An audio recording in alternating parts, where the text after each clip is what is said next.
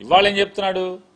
మీరు పని చేయటం చేత కావట్లేదు, మీ పనితీరుని ప్రజలు మెచ్చుకోవట్లేదు అంటున్నాడు. కలెక్టర్ల పనితీరు అంటే కలెక్టర్లు ఎవరు?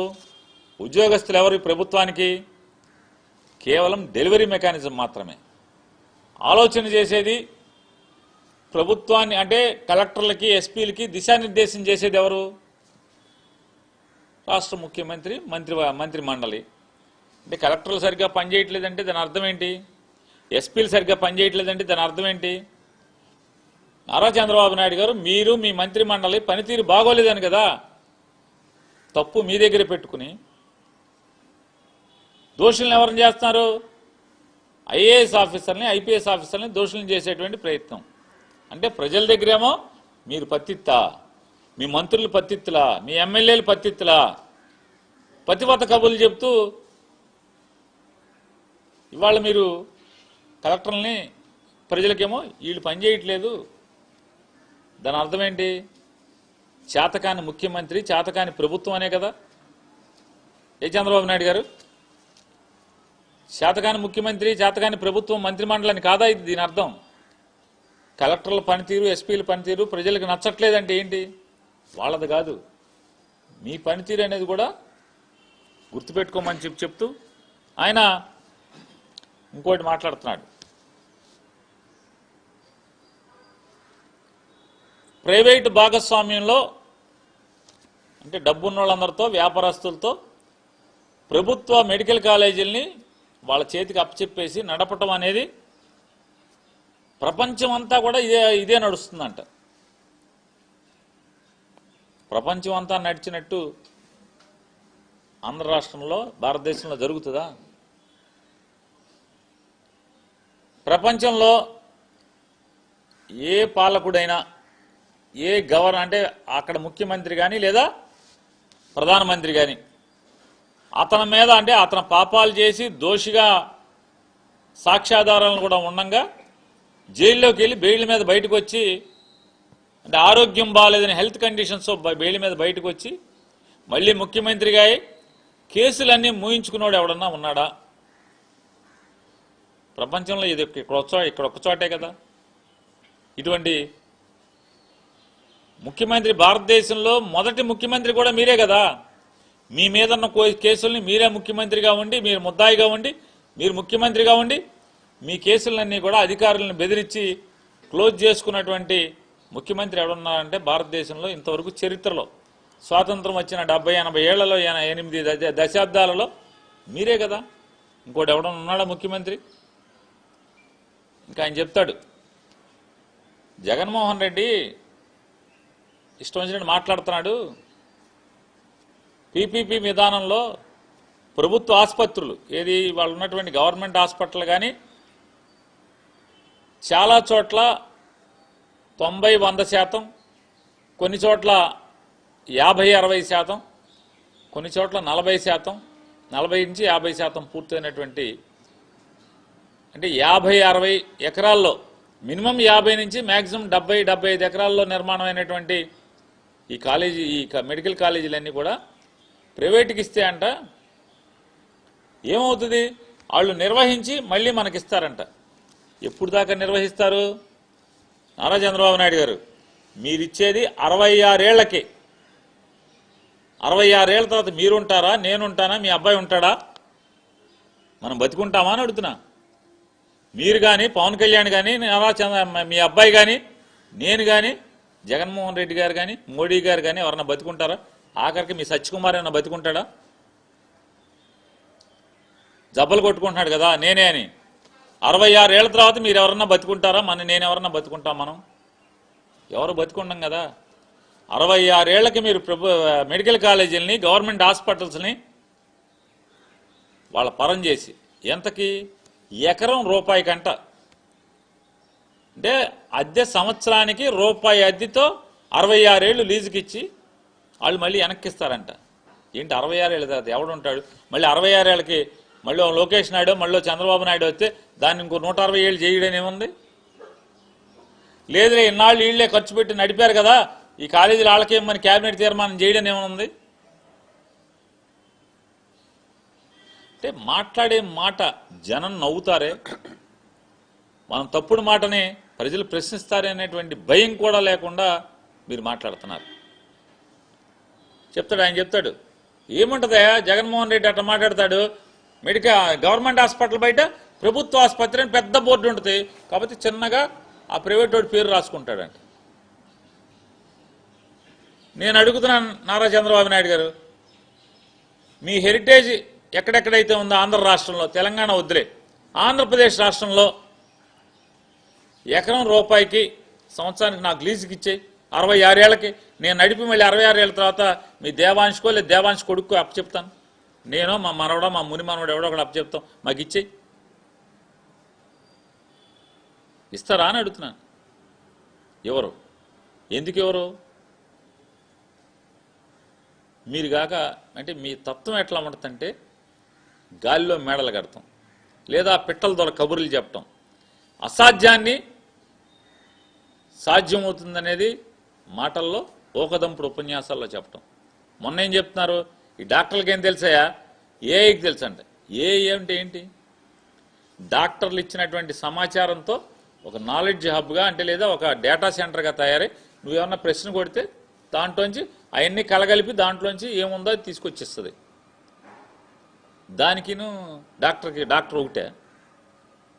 నేను అడుగుతున్నాను నారా చంద్రబాబు నాయుడు గారు, మీకు జ్వరం వస్తే మీకు సుస్థి వచ్చినప్పుడల్లా మీరు కంప్యూటర్ దగ్గర కూర్చుని కొట్టుకోకుండా నాగేశ్వర రెడ్డి గారు హాస్పిటల్కి పరిగెత్తుకు ఎందుకు వెళ్తున్నారు అని అడుగుతున్నా. లేదు ఇవన్నీ వద్దు, మీ జిల్లానే కదా, చిత్తూరు గవర్నమెంట్ హాస్పిటల్ని ప్రైవేట్గా ఇచ్చారు కదా 2015 సంవత్సరంలో, మీరు గబాలన చిత్తూరు గవర్నమెంట్ హాస్పిటల్కి ఎందుకు వెళ్ళి వైద్యం చేయించుకోవట్లేదు? మీరు చెప్తున్నారు కదా గవర్నమెంట్ కన్నా అద్భుతంగా నడుపుతారు ప్రైవేట్ వాళ్ళని, మరి చిత్తూరు హాస్పిటల్కి ఎందుకు వెళ్తలే ఇంతవరకు? ఒక్కరోజన్నా 2015 నుంచి ఇవాళ దాకా ఒక్కరోజన్నా చిత్తూరు హాస్పిటల్కి వెళ్ళి ఒక బిళ్ళ ఏమైనా వేసుకున్నారా? మీరు ఒక ఇంజక్షన్ చేయించుకున్నారా? అక్కడ ఏం జరుగుతుందో కనుక్కున్నారా? ఆయన మాట్లాడతాడు, మీకేం అమాయకంగా మాట్లాడబాకండి, విలేకరులు మీకేం చేత కాదు, మీకేం తెలీదు, ఫీజులన్నీ అలాగే ఉంటాయి, సీట్లు పెరుగుతాయి, ఫీజులు అలాగే ఉంటాయి అంట. ఎందుకు ఈ పాపం మాటలు? చిత్తూరులో అపోలో హాస్పిటల్లో ఎక్కడన్నా ఫీజులు లేకుండా వైద్యం జరుగుతుందా? లేదా సీట్లు ఫ్రీగా ఏమైనా ఇస్తున్నారా? 15,000 రూపాయలు వాళ్ళ గవర్నమెంట్ మెడికల్ కాలేజీలో సంవత్సరానికి ఒక పిల్లోడు చదువుకుంటే fees, scanning free, MRI free, రక్త పరీక్షలు ఫ్రీ. మరి మీరు ఫ్రీగా చేస్తారా అని అడుగుతున్నా. ఈ ఫ్రీగా ప్రైవేట్ వాడు చేస్తాడా? ఆఖరికి డయాలసిస్ చేసినా కూడా ఫ్రీయే కదా, వైద్యం ఫ్రీయే కదా, మరి ప్రైవేట్ వాడు చేస్తాడా? ఎందుకు చేస్తాడు? ఆఖరికి నేను అడుగుతున్నాను నారా చంద్రబాబు నాయుడు గారు, మీ బసవతారకం హాస్పిటల్లో మీరు మీ బామ్మర్ది కలిసి హాస్పిటల్ నడుపుతున్నారు కదా, దాంట్లో 70% ఫ్రీగా చూడాలని చెప్పని మీరు గవర్నమెంట్ దగ్గర స్థలం ఫ్రీగా తీసుకున్నప్పుడు మీరు అగ్రిమెంట్ అయ్యారు. మీరు ఫ్రీగా ఎవరికన్నా ఒక్కడికన్నా మీరు చెప్పండి, పలానోడి ఈ ఆంధ్ర రాష్ట్రంలో ఒక్కడికన్నా బసవతారకం హాస్పిటల్లో ఫ్రీగా పనిచేశారని చెప్పండి. ఎవరికి పనిచేశారు? హాస్పిటల్లోకి వెళ్ళగలరా? నేను చెప్తాను 70% ఇన్పేషెంట్లు ఫ్రీ అన్నాడు. అజమాయిషి ఇంతవరకు ఎవడు చూసినవాడు, ఎవడు పట్టించుకున్నవాడు, ఎవడు? ఎక్కడ జరిగిందా అని అడుగుతున్నా. ఇవాళ జరగకపోగా మీరు మాట్లాడేటువంటి మాటలు ఏంటంటే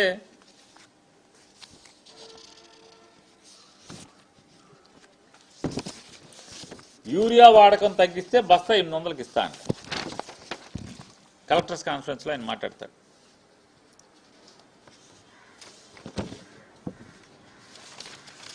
ఏడాదిలో నేరాలు తగ్గాలి. చంద్రబాబు నాయుడు గారు, నేరాలు పెరుగుతూనే తప్పితే, నేరాలు ఘోరాలు పెరగటమే తప్పితే ఆంధ్ర రాష్ట్రంలో ఎక్కడన్నా నేరాలు ఘోరాలు తగ్గినాయా అని అడుగుతున్నాను. ఆడపిల్లల మీద దాడులు, ఆడపిల్లల మీద హింస, ఆడపిల్లల మీద అఘాయిత్యాలు, ఆడపిల్లల్ని చెరబట్టి హత్య చేయటాలు మీరెక్కిన 19 మాసాలు 20 మాసాల్లో ఎంత పెరిగిపోయినాయి అనేది కనీసం మీకు స్పృహ లేదా అని అడుగుతున్నాను. ఎప్పుడు నిరంతరం ఏదో అన్న సామెతగా ఉండతాయి.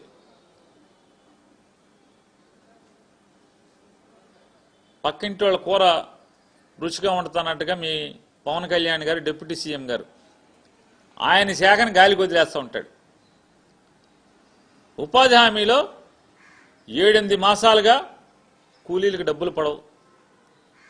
అతను నోరెత్తడు, పట్టించుకోడు, సమీక్ష చేయడు. ఏదో పండగ అన్నాడు, ఏదో గ్రామ పండగ, గ్రామాల పండగ అని ఏదో చెప్పాడు. పల్లె పండగ, పల్లె పండగ. రోడ్లు వేసిన వాడికి ఎవరికన్నా బిల్లులు పడుతున్నాయా? ఎవడికి పండగ? మీకు పండగ, మీ ఎమ్మెల్యేలకు పండగ. 4%, 6%, 10% వసూలు చేసుకున్నా మీ ఎమ్మెల్యేలకి పల్లె పండగ పండగ. కాంట్రాక్టర్లకు ఎవడికి పండగ? పనిచేసిన వాడికి ఎవడికి పండగ? ఆడికి బిల్లు లేరా? మీరు మీ శాఖను గాలికి వదిలేసి వాళ్ళు ఏం చేస్తున్నారు? ఎంతసేపు హోమ్ డిపార్ట్మెంట్ అంటే మీ భీమవరం ఎస్పీ గారు కూడా చెడిపోయినట్టే కదా. సాక్షాత్తు పవన్ కళ్యాణ్ గారు చెప్పాడు కదా, ఏమన్నా చర్యలు తీసుకున్నారా భీమవరం పోలీసుల మీద? కంట్రోల్ చేశారా? ప్యాకాట్లు ఎక్కడ నాగినయా? మీరెక్కిన దగ్గర నుంచి నారా చంద్రబాబు నాయుడు గారు మీరు ఎక్కిన దగ్గర నుంచి మొత్తం పేకాట సంబరాల్లాగా జరుగుతున్నాయి కదా. ఎక్కడన్నా పేకాట ఆగిందా?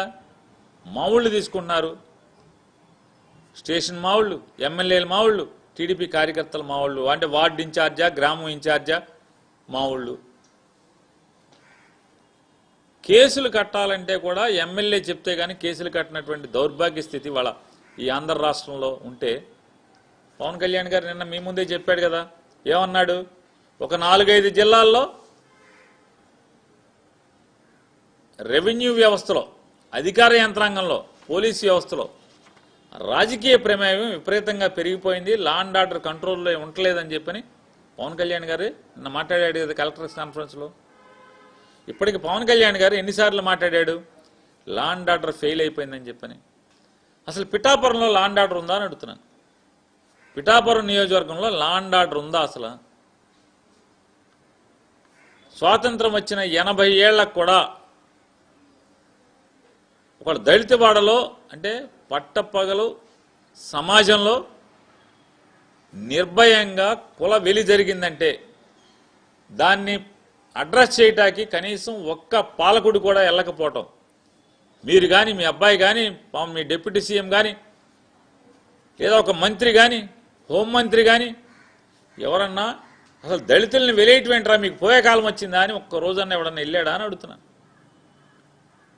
ఆడపిల్లని, ముక్కుపచ్చలారిన ఆడపిల్లని చెరిచి చిదిమేస్తే మీ పార్టీ వాడు ఎవడన్నా వెళ్ళాడా అని అడుగుతున్నా.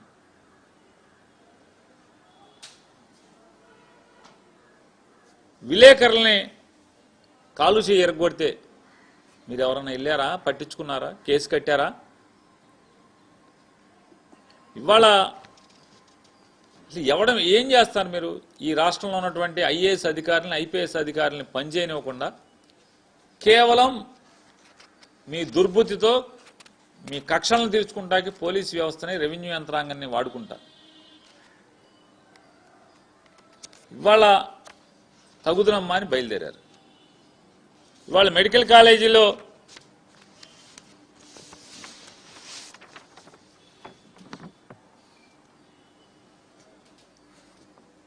అన్యాయంగా మీకు చందాలు ఇచ్చిన వాళ్ళకి, మీకు లంచాలు ఇచ్చిన వాళ్ళకి, ప్రభుత్వ ఆసుపత్రితో సహా ఆయన చెప్తాడు హాస్పిటల్ బాగుపడతాయంట. ఆల్రెడీ హాస్పిటల్ గవర్నమెంట్ హాస్పిటలే కదా, కొత్త